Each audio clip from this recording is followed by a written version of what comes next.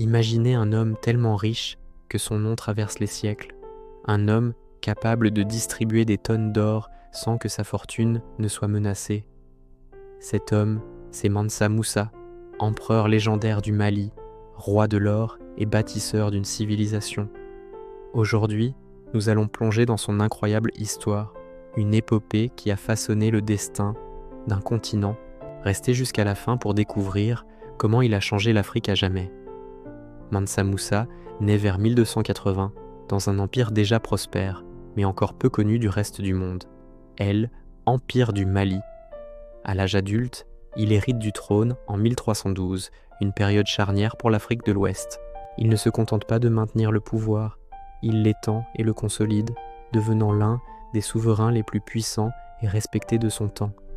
Son empire, colossal, s'étend sur des milliers de kilomètres, du fleuve Sénégal jusqu'au cœur du Niger. Était un territoire immense qui contrôlait les routes commerciales vitales de El-Or et du Sel, les véritables trésors de l'époque. Grâce à une administration efficace et une armée redoutable, Mansa Moussa a non seulement sécurisé ses frontières, mais a aussi assuré la prospérité de son peuple.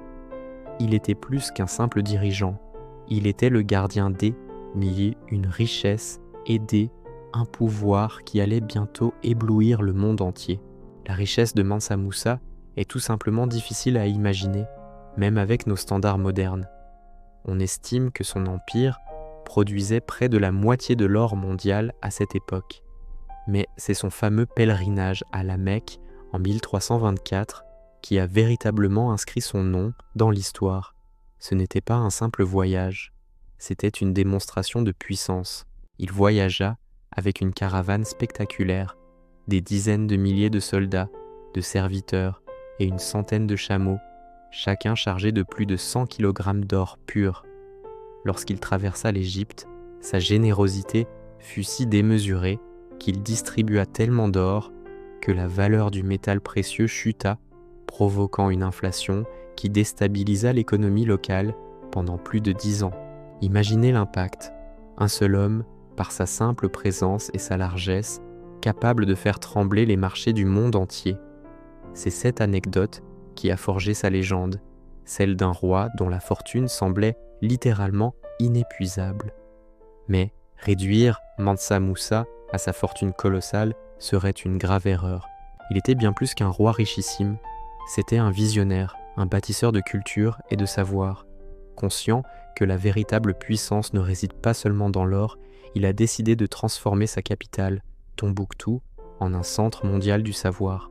Il a financé la construction de mosquées grandioses, comme la célèbre mosquée Djingar-Eiber, qui se dresse encore aujourd'hui comme un témoin de sa vision. Il a activement invité des savants, des poètes, des architectes et des juristes de tout le monde musulman à s'installer dans son empire. Grâce à lui, Tombouctou est devenu un phare de la culture, de l'éducation et de la religion. Ses universités et bibliothèques attiraient des étudiants venus de tous les horizons, désireux d'apprendre et de partager leurs connaissances. Mansa Moussa a ainsi transformé la richesse matérielle en un capital intellectuel et spirituel durable. L'influence de Mansa Moussa ne s'est pas limitée à l'Afrique. Sa renommée a rapidement dépassé les frontières de son empire.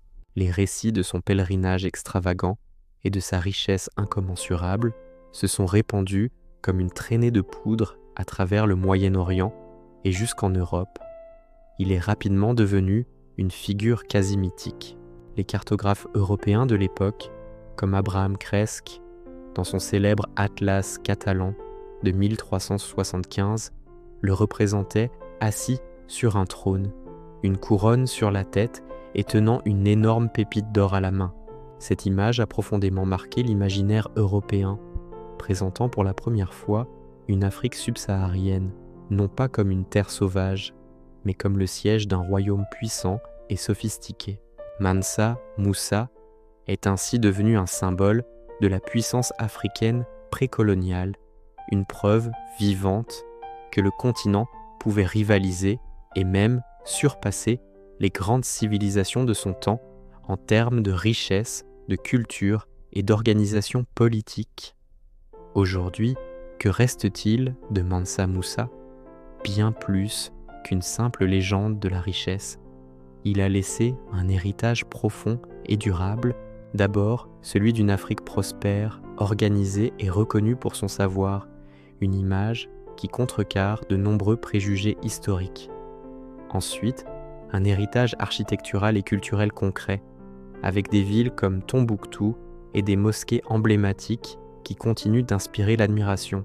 Mais surtout, il est devenu une source d'inspiration intemporelle pour des générations de leaders, d'entrepreneurs et d'artistes africains et de la diaspora. Son histoire rappelle la grandeur passée du continent et son potentiel infini.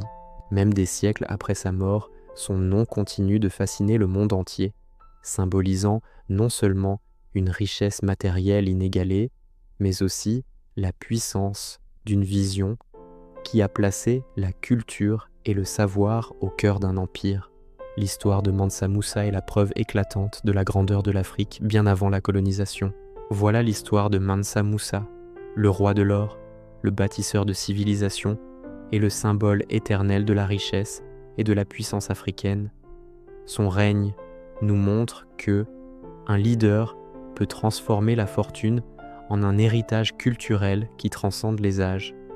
Si cette vidéo vous a inspiré et vous a fait voyager dans le temps, n'oubliez pas de laisser un like, de vous abonner à la chaîne et de partager cette histoire incroyable pour que le monde entier découvre ou redécouvre la grandeur de l'Empire du Mali.